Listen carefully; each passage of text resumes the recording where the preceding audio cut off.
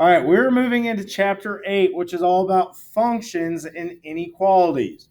So basically, it's just building off of equations. That's all functions are just working with those equations that we worked with all last chapter. So right here in the real world link, okay, a ruby-throated hummingbird beats its wings about 52 beats per second. So number one, make a table showing how many times this bird beats its wings in 2 seconds. So they've made up the table already. Okay, number of seconds would be 2, right? And then seconds times 52, because it's 52 beats per second. So it would be 2 times 52, which is what? 104. Okay, so we just keep working with that. So now it says make a table to show how many times it beats its wings in 6 seconds. So once again, it'd be seconds times 52, which is just 6 times 52. Did anybody come up with that? Aiden? What'd you get? Oh, I was talking about 6 times 52. Anybody get that one? Brooklyn? 312. Okay, so now it's 312.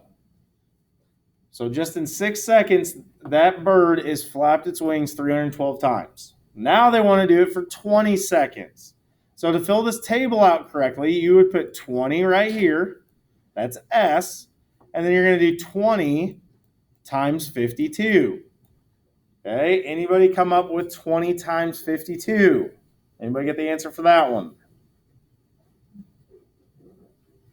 All right, easy way to do this. What's 20 times 5? Or 50, I mean. 20 times 50. Anybody know that one?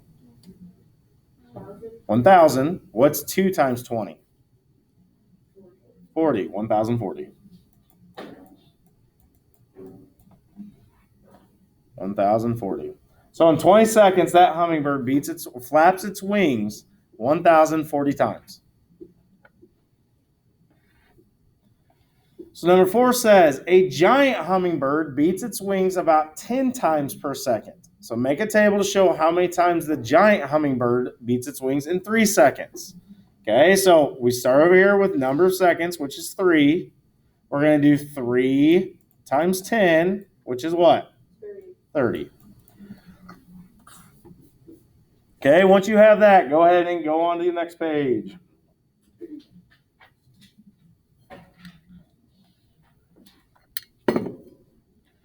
All right, so like I was saying, we're going to be working with function tables today.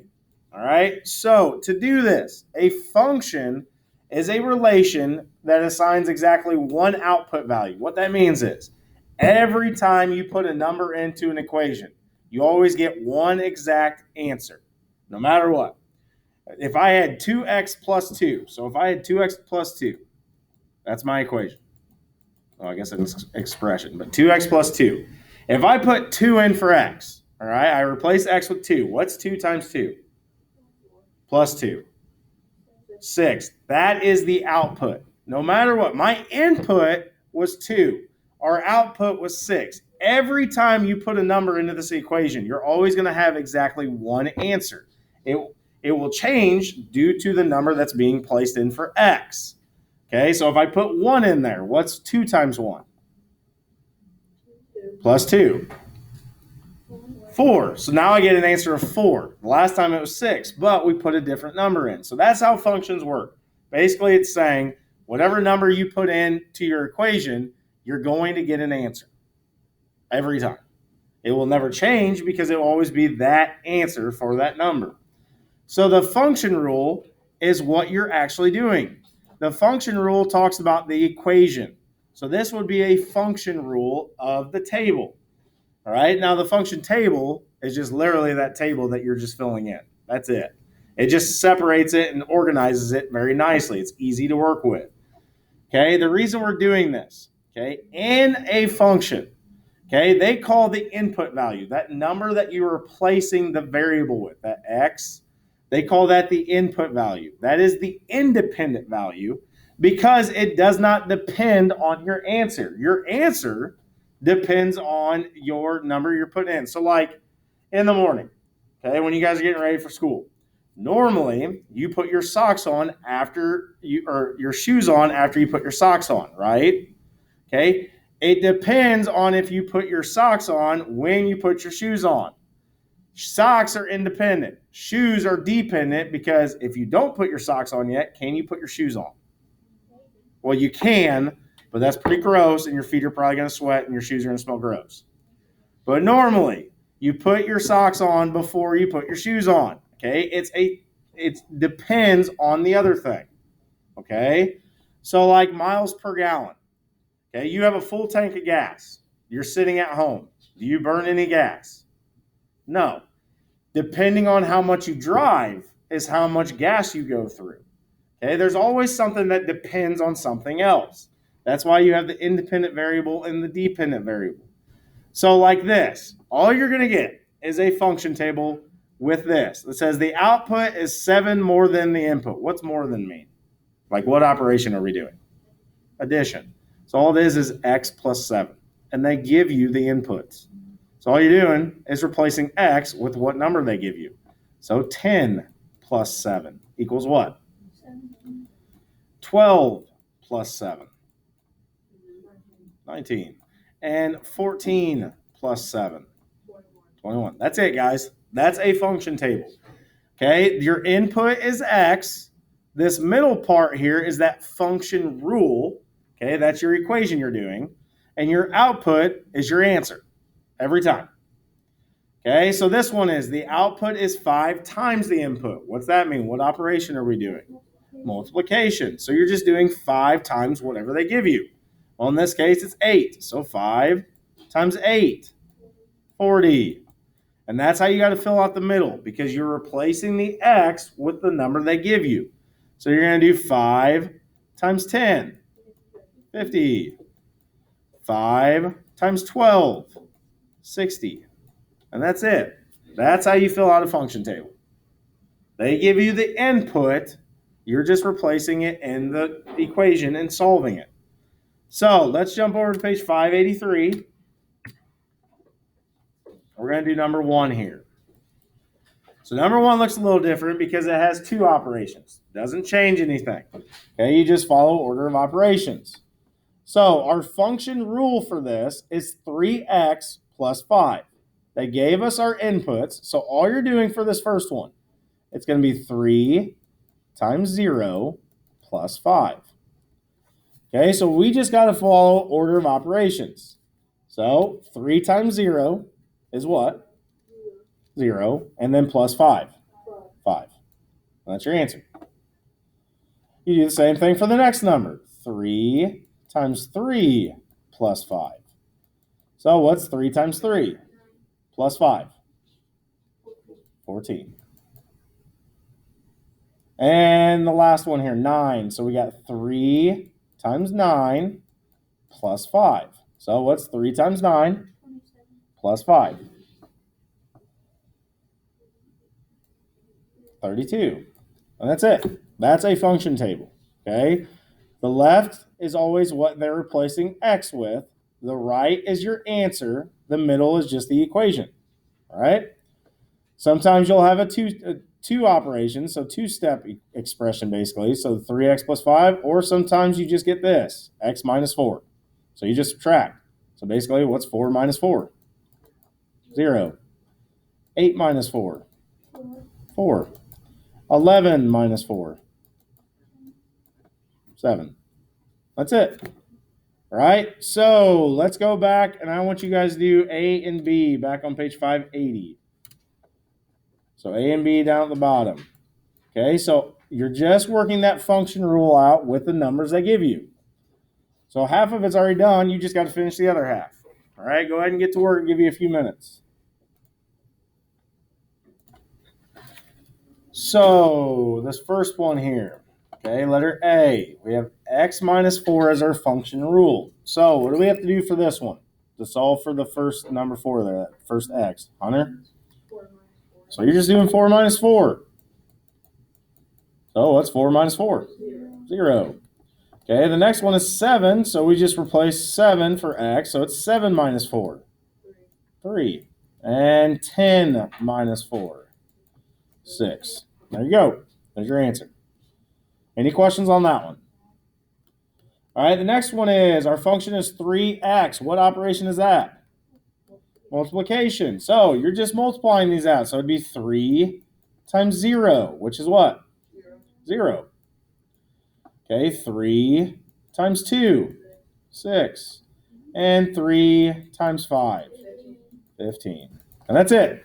Any questions on function table so far? So this is when they give you the input, okay? So the left side. So that's the number that you're putting into the equation. Now we're going to go the opposite way, and we're going to solve it from when we have our answer. So it's literally just going the opposite way. So if we had our function rule of 3x, okay, and our output is 6, 15, and 21, we're trying to find our x values basically. So what I mean by working backwards is the best way to do this is to set it up just like an equation. So 3x equals, and we'll do the first one, 3x equals 6. How do we solve for x? What do we have to do to get rid of that 3? What operation is that? Right here. What operation is this? Okay, so what do we have to do to solve for x? Divide. You always do the opposite of what's there. So we're just going to divide by 3 each time. So your x equals 2. So over here, that's where we put that, and then that's where we have to go back into the middle and put 3 times 2. Now that does make sense. 3 times 2 equals 6. Okay, so then now we don't have to write this all out. I know the rule is we have to divide by 3. So what's 15 divided by 3? There's your answer. And then 21 divided by 3, 7. And you just fill in the middle part, okay? So when they give you the output, you're just working backwards. That's it. All right, so let's go back to page 583 again. We're going to do a couple on this. So number 3, all right? So we have x plus 2 is our function rule, and we have our outputs, 2, 3, and 8. So if we were to set this up like an equation for this first number here, so I have x plus 2 equals 2. How do we solve for x? What do we have to do to get rid of that 2 there so we can get x by itself? We got to subtract 2 from each side. So if we subtract 2 from each side, what's x going to equal? 0. And you just replace 0 plus 2. And that does work. It makes sense. Okay, so since we know that we're subtracting by 2, what's 3 minus 2? 1. So that's 1 plus 2. Well, that makes sense. That's valid. That is true. And then the last one, what's 8 minus 2? 6. So whenever they give you the output, you just work backwards. If they give you the input, you just replace it and solve it out like normal. It just depends on what they give you. So this one, okay, 2x plus 4, yeah. Because we got to go the opposite way since we have the output. So they gave us our answer. We're trying to solve for x now. So it's just like last chapter when we were solving those equations. So to solve for x, you have to do the opposite. Since it was addition, we subtract. So it's always the opposite when you're trying to solve for x. So like this one, we have 2x plus 4, and I'm going to go ahead and set it equal to this first one, equals 18. Okay, we're trying to solve for x. So when you have multiple ones here, so we have multiplication and addition, we're going to get rid of this 4 first. How do I get rid of this 4? Subtract it from each side. So that cancels. You're left with just 2x equals, what's 18 minus 4? 14. Okay, so then how do I solve for x the last step here? What do we got to do to get rid of that 2? Divide. That's multiplication, so we're going to divide by 2. So x equals 7. So our input here is 7. Now, when we go back in there and replace this, you can double check your math. What's 2 times 7? Plus 4. 18. It makes sense. So every time, so the first time here we subtracted by 4 and then divided by 2. So each time for these next two, we're going to start with minusing 4 and then divide by 2. So 22 divided or minus 4 is what? 18. 18 divided by 2 is 9. So in the middle here would be 2 times 9 plus 4. Okay, same thing for 34. So we're going to start with subtracting 4 away. What's 34 minus 4?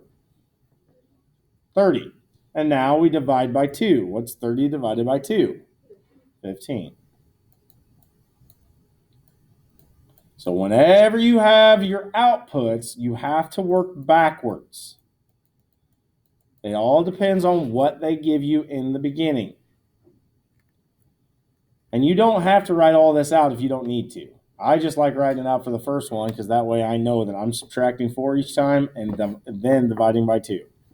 Or like the other one, all it was subtracting by 2. It just depends on what they give you. So back to page 581, I want you guys to do C and D. So they're giving you the output. You have to work backwards to solve for the input. Okay, so they give you the rule in the middle. So go ahead and get started. I'll give you a few minutes. Take your time, write them out. So letter C. So we have 2x minus 1. All right, so that I'm going to set that equal to this first one here. 2x minus 1 equals 1. That way we know what we have to do to solve for x. So this first one, okay, we got to get rid of this 1. Okay, what do we have to do to get rid of that 1? What do we do? What's our first step here to solve for x? Add what? Add the 1. Okay, we're trying to get rid of this, so we're going to add 1. So you're left with 2x equals, what's 1 plus 1? 2. Okay, then how do we get x by itself? What do we have to do to that 2? Divide. So what's 2 divided by 2? 1. So I know this first one is 1. So if we replace it in the middle, okay, 2 times 1 is 2, minus 1 is 1. So what we did there was we added 1, then divided by 2. So each output, I'm going to add 1, then divide by 2. What's 3 plus 1? Divided by 2. 2. So 2 times 2 would be 4, minus 1 is in fact 3. Okay, same thing for 5. So we have to add 1. So what's 5 plus 1? Divided by 2. 3. 1, 2, 3. So like I said, all you're doing, that first one is just to give you an idea what you have to do, and then you just do the rest of them for the other outputs. So same thing for letter D. Okay, so letter D, we have 3x plus 2. So I'm going to write that out. 3x plus 2 equals, I'm going to set it equal to the first one, 17. Okay, so our goal is to solve for x. Okay, I got to get rid of this 2 first. What do we got to do? How do I get rid of that 2? Subtract it from each side. So that's gone. You're left with 3x equals, what's 17 minus 2? 15. And then our final step is to get x by itself. What do we got to do to that 3? What operation is this? Well, we're going to have to, so this is multiplication, so we divide. We always do the opposite. So x equals 5.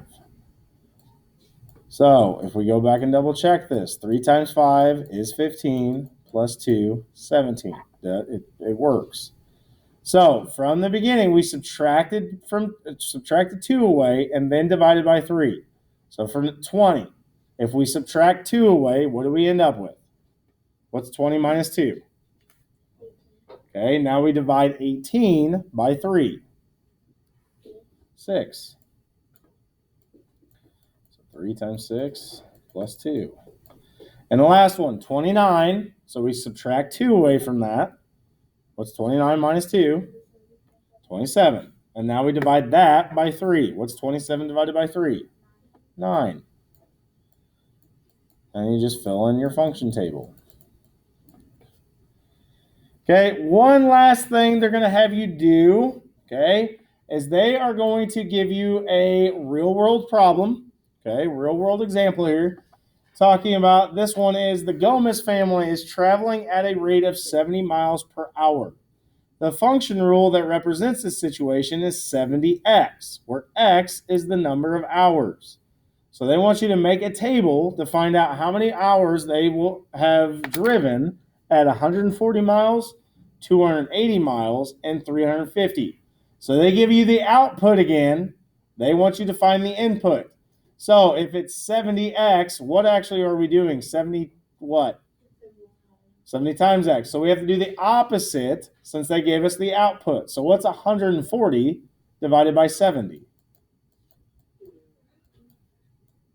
Well, easy way to do this. 10 divided by 10, that's out. So now you just got 14 divided by 7. 2. Okay, 280 divided by 70, 4. Okay, now, after you found your input and your output, input is your x value, output is y value. What that means is we can graph these now. Because remember, an ordered pair is x comma y. So 2 is your x. So we start at 0, we go over to 2. Our y is 140. So from there, I just go to 140, we put a dot. Okay, so after you fill out your table, you can actually graph these. And you don't have to do any extra work because your answers are your ordered pairs. 2, 140. 4, 280. 5, 350. So let's go over to page 582 and we're going to do one of these together. All right, so Jasper hikes 4 miles per hour. So the function rule that represents this situation is 4x. X is the number of hours. So y is going to be the number of miles. So they told us that he's gone out for 8, 12, and 20 miles. And they want us to find out how long that took him. So we're working backwards. So if it's 4x, how do we work backwards to solve for x? What are we going to have to do? So if the function rule is 4x, okay, if we're working backwards, what are we actually doing?